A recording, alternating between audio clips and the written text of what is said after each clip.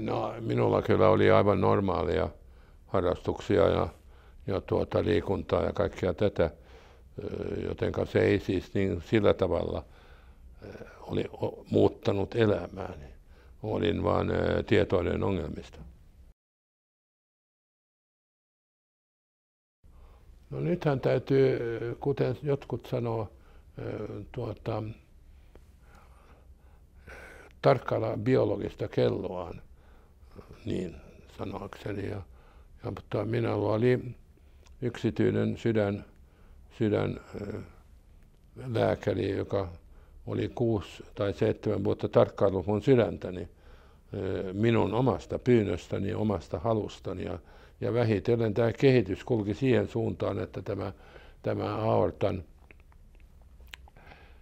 läpi virtaama huonontui jatkuvasti, jolloin hän varoitti minua siitä, että tästä voi syntyä vielä katastrofaalinen tilanne.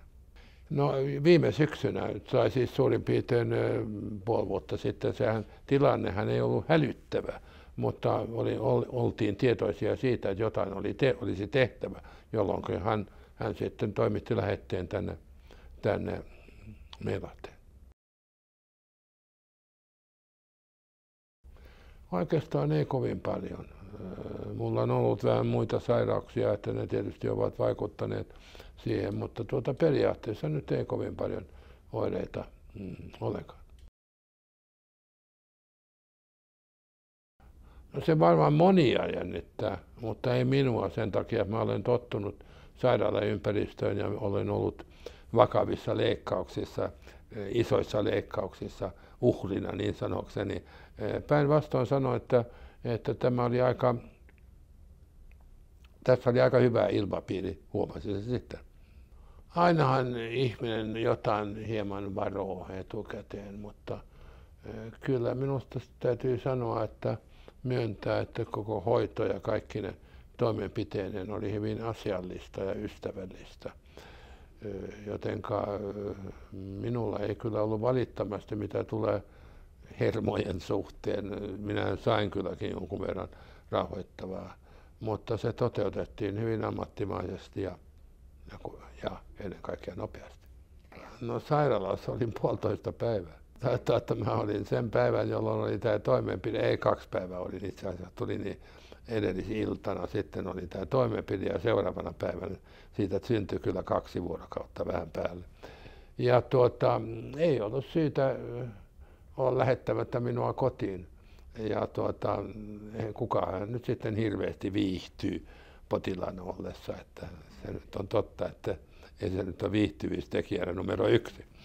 Ja koska toimenpide onnistui ja kateetrin tuominen sydämeen nimusten kautta onnistui hyvin, niin kävi hyvin nopeasti ja yhtäkkiä se oli ohi.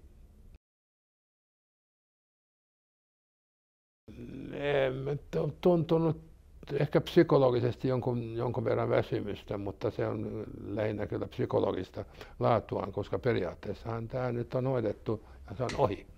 Mutta tietysti jos lukee selostuksia muualta tästä TAVI-toimenpiteestä, niin siellä kyllä varoitetaan myöskin kylläkin väsymyksestä, mahdollisista vaaroista ja ongelmista, mutta ikävä kyllä täällä Suomessa ei vastaavaa informaatiota ole kovin paljon. No kyllä olen sitä mieltä. Voin nyt elää ilman ongelmia, mitä tulee mun sydämen toimintaan pitkälti eteenpäin. Ja sehän merkitsee, että mä voin harrastaa mitä tahansa urheilua. Ehkä nyt painonnostoa lukuun ottamatta tai jotain, en tiedä, mutta kaikkea. No nythän mä otin vähän rauhallisesti heti tämän toimenpiteen jälkeen, mutta kuntosali, mulla on henkilökohtainen valmentaja. Mä pelaan joskus tennistä ja joskus sulkapalloa ja sitten mä vietän kyllä myöskin aika paljon aikaa maalla, mutta tällä hetkellä olen Helsingissä ja minä hankin jo ennen tätä toimenpidettä soutukoneen, jota käytän ahkerasti.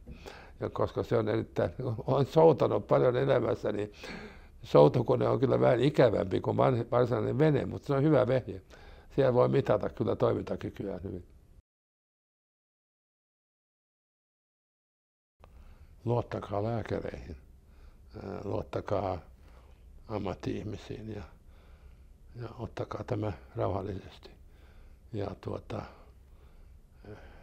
pitäkää siinä mielessä huolta itsestä.